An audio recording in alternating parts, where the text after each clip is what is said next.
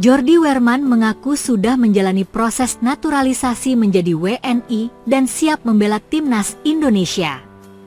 Ia berharap prosesnya dapat rampung sebelum laga matchday 7 grup C putaran 3 kualifikasi Piala Dunia 2026 zona Asia.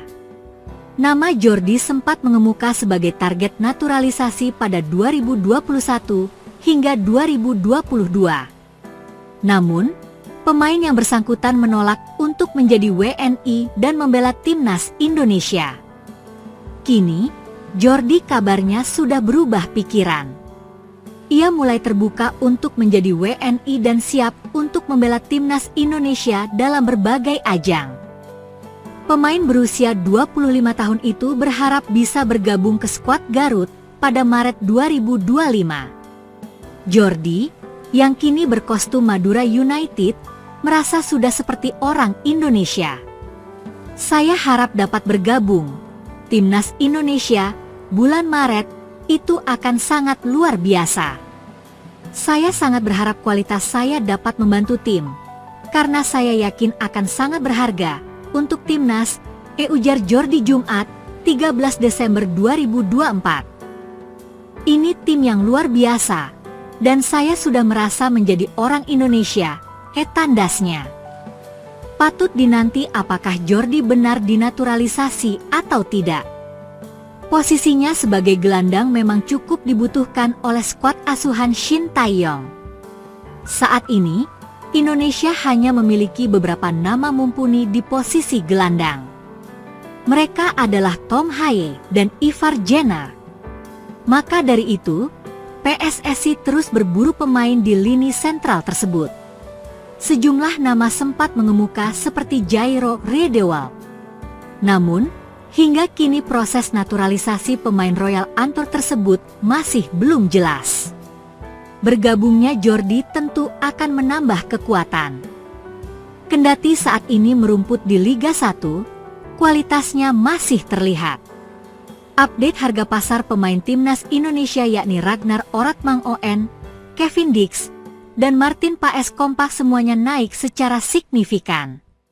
Seperti diketahui, nama-nama pemain yang disebut di atas tadi merupakan pemain andalan Shin Tae-yong untuk skuad Garuda, pun tidak terlepas dari klub masing-masing pemain tersebut.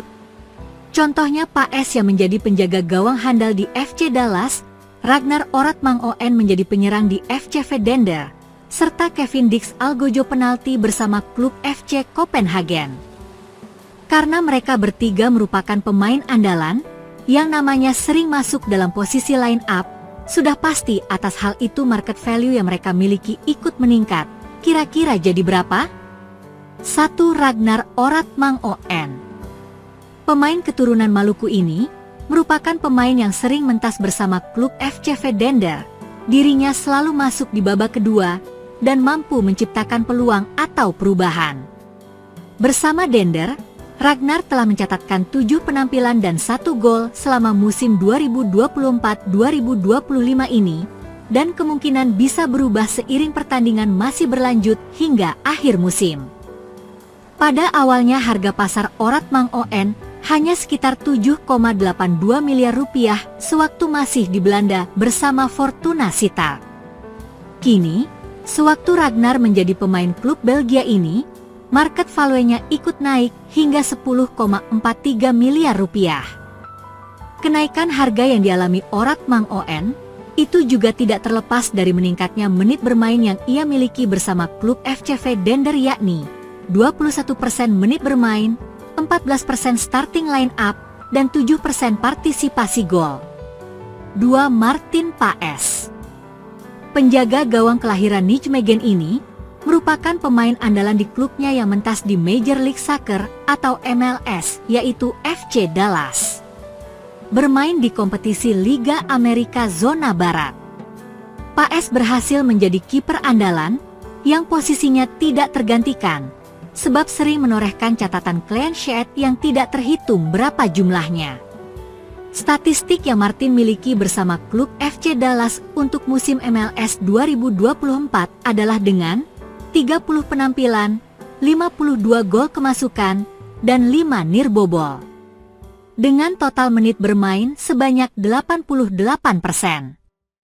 Karena sering menjadi andalan di klub, makanya harga pasar milik Paes juga ikut naik.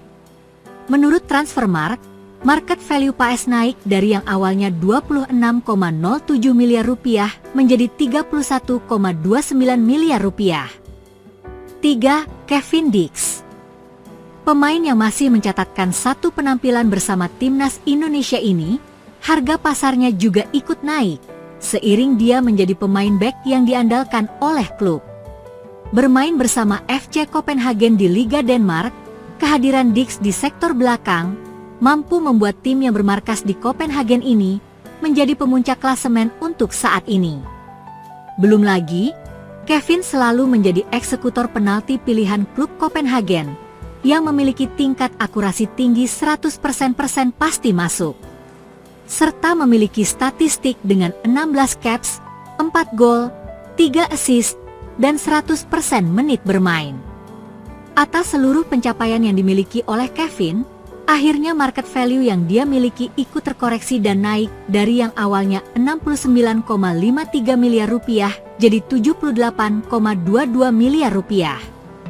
Demikian update dari kenaikan harga pasar para pemain timnas Indonesia, termasuk di dalamnya seperti Ragnar Oratmangoen, Martin Paes, dan Kevin Dix. PSSI masih terus berupaya bahwa Ivar Jenner dan Justin Hubner bisa memperkuat timnas Indonesia di ajang ASEAN Mitsubishi Electric Cup 2024 atau Piala AFF 2024. Kehadiran dua pemain muda berbakat tersebut dinilai sangat penting untuk menambah daya saing skuad Garuda yang saat ini dibesut oleh pelatih Shin Tae-yong. Anggota Exco PSSI, Arya Sinulinga, menegaskan bahwa pihaknya masih aktif melakukan upaya komunikasi dengan klub tempat kedua pemain itu bernaung. Meski belum ada kepastian, Arya memastikan PSSI tidak akan menyerah dalam mengupayakan kehadiran mereka. Ya, komunikasi tetap berjalan. Tapi semuanya kami serahkan kepada klub masing-masing, ujar Arya kepada media di Jakarta pada Selasa, 10 Desember 2024. Menurut Arya, negosiasi dengan klub merupakan langkah yang cukup rumit karena Piala AFF bukan merupakan turnamen resmi FIFA. Hal ini membuat klub tidak memiliki kewajiban untuk melepas pemainnya ke tim nasional. Namun, ia berharap ada titik terang yang memungkinkan Justin Hubner dan Ivar Jenner untuk bergabung dengan timnas Indonesia. Ya kan? Tunggu saja soal Ivar dan Justin. Kita tunggu perkembangan lebih lanjut, kata Arya menambahkan. Justin Hubner dan Ivar Jenner merupakan dua pemain keturunan yang memiliki kualitas mumpuni di posisinya masing-masing. Justin, yang berposisi sebagai bek tengah, dikenal memiliki fisik tangguh dan kemampuan membaca permainan yang baik.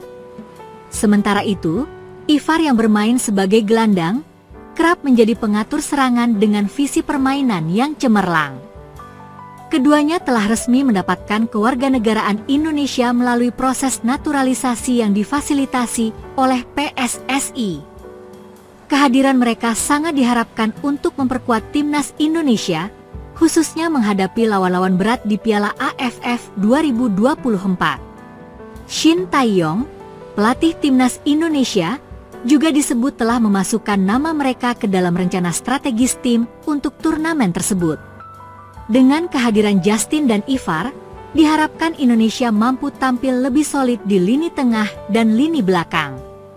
Arya juga menyinggung pengalaman PSSI dalam menghadirkan Rafael Struijk untuk membela timnas Indonesia di turnamen sebelumnya. Awalnya, Rafael diperkirakan tidak dapat bergabung pada fase grup, namun akhirnya berhasil bergabung lebih cepat dari yang direncanakan.